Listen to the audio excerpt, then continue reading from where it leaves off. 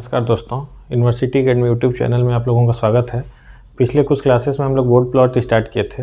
पिछले क्लासेस में हम एक ओपन लूप ट्रांसफ़र फंक्शन लिए थे और उससे बोर्डे मैग्नीट्यूड प्लॉट हम ड्रॉ किए थे। एक मैग्नीट्यूड टेबल बनाए थे और कुछ सेट ऑफ रूल से हम एक बोर्डे मैग्नीट्यूड प्लॉट ड्रॉ किए थे। यही एग्जाम्पल है, ठीक है, ये एग्जाम्पल है, इसका ये मैग्नीट्यूड टेबल है और ये Bode magnitude plot MDV versus log omega, ये हमारे पास प्लॉट आया था। ये देखिए, ठीक है, ये ऊपर वाला भी, नीचे वाला नहीं, देखिए ये फेज प्लॉट है। ये हम समझाएंगे तब समझ में आएगा, ठीक है। ये बोर्डे मैग्नीट्यूड प्लॉट हुआ था, 33 dB से स्टार्ट हुआ था। स्लोप पहले -20 dB, -40 dB पर डिकेड, -60 dB पर डिकेड। ये बोर्डे मैग्नीट्यूड प्लॉट कंप्लीट हुआ था, ठीक है। आज हम देखते हैं बोर्डे फेज प्लॉट। हम बोले थे बोर्डे में दो प्लॉटिंग बहुत ज़रूरी है, phase and magnitude. Board phase plot में क्या होता है, उसके स्टेप्स देख लीजिए। ये एकदम सिंपल है बोर्डे फेज प्लॉट, इसमें कुछ भी ऐसा नहीं है कॉम्प्लिकेटेड। हमारे पास ओपन लूप ट्रांसफर फंक्शन दिया रहेगा, इसी क्वेश्चंस को हम फेज प्लॉट बनाते हैं। 10/s × s + 1 × s + 2, इसको हम सबसे पहले कर दिए टाइम कांस्टेंट फॉर्म में। टाइम कांस्टेंट फॉर्म हम बताएं पिछले वीडियोज में कैसे करते हैं। टाइम कांस्टेंट फॉर्म में हम इसको कर लिए। 1 + st के फॉर्म जो होता है उसी को हम बोलते हैं टाइम कांस्टेंट फॉर्म। और जो हम टाइम कांस्टेंट फॉर्म में किए थे, अब उसमें वहाँ पे s की जगह क्या करेंगे, j⍵ पुट करेंगे। तो जो हमारे पास ट्रांसफर फंक्शन था, अगर यूनिटी फीडबैक के लिए है तो बस GS लिखें और s की जगह j⍵ हम पुट कर दिए। तो क्या हो गया यहाँ पे, j⍵ 1 + j⍵ 1 + j⍵/2। अब देखिए, अब यहाँ से हम एंगल लिख लेंगे। एंगल कैसे लिखते हैं, जब हमारे पास कोई भी टर्म, कॉम्प्लेक्स टर्म रहता है अगर मल्टीप्लाई में, तो एंगल में क्या होता है, वो ऐड हो जाता है। अगर न्यूमरेटर में होता है तो पॉजिटिव एंगल, डिनोमिनेटर में होता है तो निगेटिव एंगल। तो बस ये है तो -90, क्यों, क्योंकि डिनोमिनेटर में है। फिर 1 + j⍵ है तो tan 1 ω/1, यही तो होता है tan 1 ω/1, imaginary by real part. तो -tan 1 ω, -tan 1 ω/2/1, तो tan 1 - ω/2। यहाँ से हमारे पास क्या आ गया, टर्म आ गया in the terms of omega. एक एंगल का टर्म आ गया in the terms of omega. अब हम क्या करेंगे, ओमेगा की डिफरेंट वैल्यूज़ के लिए ये एंगल निकालेंगे। यही तो एंगल आया है, यही तो एंगल है, इसको हम बोल देंगे एंगल ऑफ j⍵। यही तो है। इसका एक रियल होता है, एक एंगल होता है। रियल के लिए इसका एक मैग्नीट्यूड होता है, एक एंगल होता है। मैग्नीट्यूड के लिए ये प्लॉट बनाते हैं, इसी को हम dB में करके, एंगल के लिए हम ये सेम एटिस रहेगा।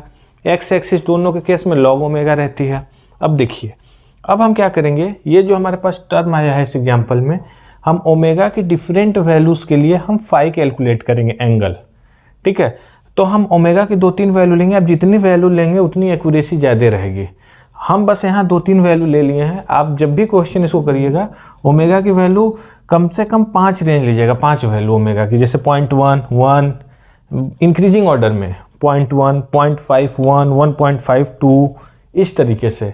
यहाँ पे जैसे ओमेगा इक्वल्स टू 0.1 जब हम यहाँ पे पुट करेंगे तो tan 1 0.1, tan 1 0.1/2, जब हम इसको कैलसी से कैलकुलेट करेंगे तो एंगल कितना आ जाएगा, अप्रॉक्स में है ये 97 डिग्री। उसी तरीके से ओमेगा इक्वल्स टू 1 पे हम देख लिए -161 डिग्री। ये सब अप्रॉक्स में है, ठीक है। ये सब हम कैलकुलेट किए थे, जो हम लिख दिए हैं, ठीक है। ये सब कैलसी में आराम से आ जाएगा। ओमेगा इक्वल्स टू 2 पे एंगल आ गया -200 डिग्री। प्लॉट कैसे करना है, मेन चीज़ वो समझना। यहाँ तक सारी चीज़ें हो जाएंगी। Time constant form, s = j⍵, angle निकालना इन टर्म्स ऑफ tan 1। वहाँ से हम ओमेगा की अलग अलग वैल्यू यहाँ पुट करके एंगल निकाल लेंगे। ओमेगा की वैल्यू क्या पुट करेंगे, यही जो हमारे एक्सिस पे हैं, 0.1 से स्टार्ट होके जितनी भी ओमेगा की वैल्यू हैं उसमें से हम 5-6 वैल्यू पुट कर लेंगे, ठीक है। अब आइए, 0.1 पे एंगल कितना है, -97 डिग्री। अब देखिए, यही है, ऊपर है फेज, ये एक्सिस है लॉग ओमेगा। मैग्नीट्यूड के जस्ट नीचे हम फेज प्लॉट बना रहे हैं, ठीक है। ऊपर मैग्नीट्यूड, नीचे फेज प्लॉट। देखिए, ये जो एंगल एक्सिस से लॉग ओमेगा, इसको हम 0 dB लाइन भी बोलते हैं मैग्नीट्यूड में। तो इसके ऊपर के एंगल पॉजिटिव हम एज्यूम करते हैं, नीचे के एंगल निगेटिव करते हैं। एक भी एंगल पॉजिटिव आया नहीं था, इसलिए हम ऊपर कोई भी हम मार्किंग किए नहीं।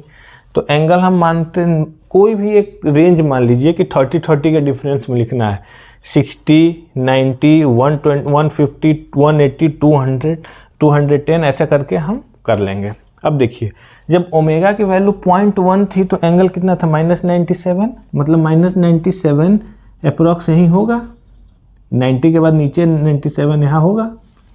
जब ओमेगा की वैल्यू 1 थी तो एंगल क्या था, -161, तो -161 हम मान लेते हैं ये कुछ ये होगा, यही ना होगा। ओमेगा इक्वल्स टू 1 पे angle -161 approx, omega equals to 2 पे एंगल कितना है, 200। इस तरीके से और भी हम 4-5 रेंज लेंगे तो और भी नीचे तक आ जाता पूरा।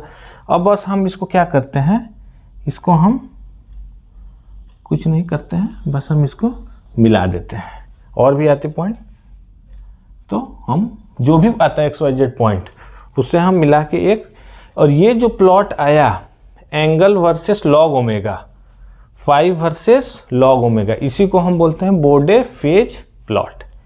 अब इस मैग्नीट्यूड प्लॉट और फेज प्लॉट की मदद से हम phase crossover frequency, gain crossover frequency, gain margin, phase margin, ये सारी चीज़ें करके हम स्टेबिलिटी पे कमेंट करते हैं। बट अभी हम gain margin, phase margin continuation में इसको नहीं पढ़ाएंगे, उससे पहले हम पोलर प्लॉट, नाइक्विस्ट अच्छे से डिस्कस करेंगे ताकि आप लोगों को समझ में आए गेन मार्जिन, फेज मार्जिन होता क्या है।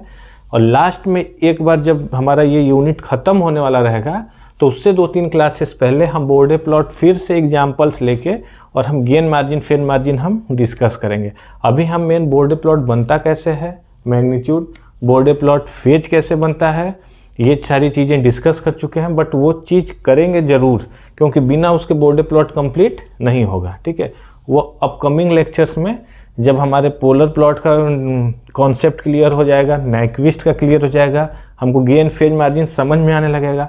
नहीं तो हमें क्या करना है, फॉर्मूले जैसे सभी लोग कराते हैं फॉर्मूले लिख देते, लेकिन उससे कोई मतलब नहीं जब तक हमको समझना है कि क्या होता है, ठीक है।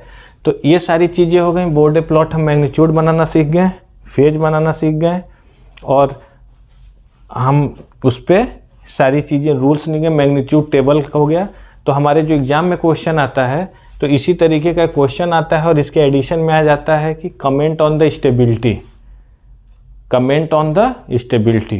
तो वो टॉपिक जो है कमेंट स्टेबिलिटी वाला, वो हम अपकमिंग लेक्चर्स में कराएंगे। Okay, thank you. तब नेक्स्ट क्लासेस में हम मिलते हैं, जो कि हम बहुत important topic polar plot, Nyquist plot, ये सारी चीज़ें डिस्कस करेंगे। और वही मेन है फ्रीक्वेंसी रिस्पॉन्स में, वही थोड़ा कन्फ्यूजिंग पार्ट होता है जो बच्चों को नहीं समझ आता, उसको हम अच्छे से कॉन्सेप्चुअली समझेंगे। Okay, thank you.